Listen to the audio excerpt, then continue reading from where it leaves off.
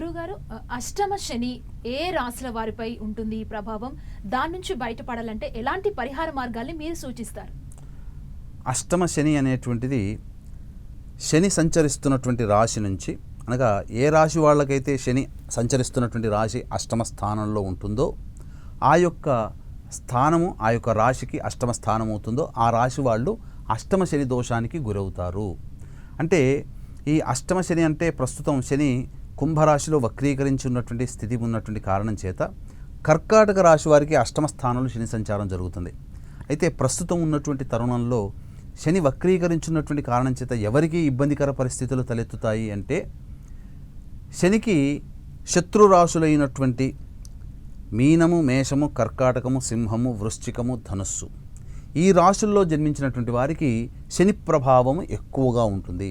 కర్కాటక రాశి వారికి శత్రు రాశి కాబట్టి సహజంగా అష్టమ శని దోషం ఉన్నప్పుడు ఇబ్బందికర పరిస్థితులు, కానీ వక్రీకరించి ఉన్నప్పుడు ఇంకా విపత్కర పరిస్థితులు అనేటువంటివి కర్కాటక రాశి వారికి కలుగుతాయి. కర్కాటక రాశిలో ఏ నక్షత్రాలు ఉంటాయి? పునర్వసు 4వ పాదము, ఆశ్లేష, పుష్యమి 4 పాదాలు ఈ యొక్క కర్కాటక రాశిలో ఉంటాయి.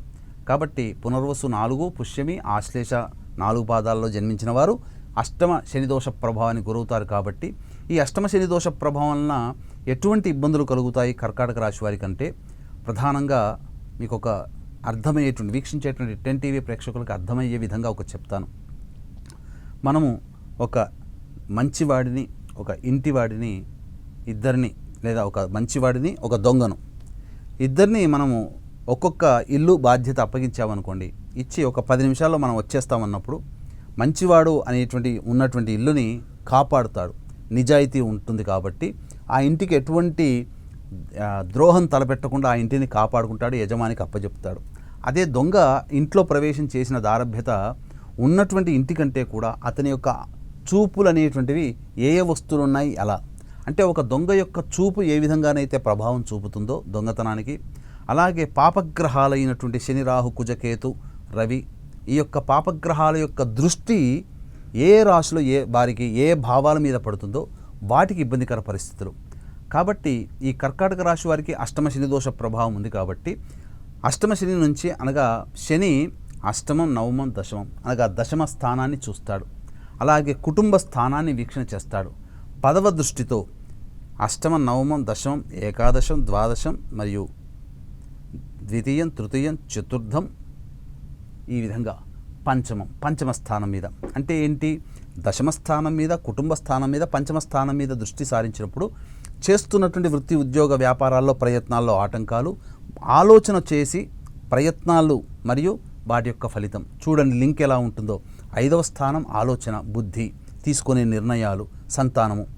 ఈ ఆలోచన చేసిన దాన్ని ఇంప్లిమెంట్ చేసే స్థానము 10th హౌస్. కాబట్టి ఇంప్లిమెంటేషన్, వృత్తి, ఉద్యోగ, వ్యాపార ప్రయత్నాలు, ఆలోచన చేసి ప్రయత్నం చేసిన దాని దారిభ్యత వచ్చేలా ఫలితాన్ని ద్వితీయ స్థానం. కాబట్టి ఫలితం అనేటువంటిది కుంటుబాటు అవుతుంది, కుటుంబంలో విభేదాలు ఏర్పడతాయి.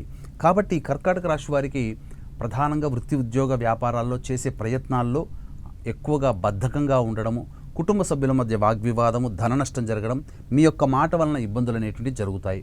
కాబట్టి ఈ యొక్క అష్టమ రాశి వారు ఈ 31వ తారీఖు రోజున శని త్రయోదశి సందర్భంగా వచ్చేటువంటి రోజున చక్కటి ఫలితాలు కనుక, పరిహారాలు కనుక పాటించినట్లయితే మంచి శుభ ఫలితాలు పొందుతారు, సమస్యల నుంచి బయటపడతారని చెప్పవచ్చు.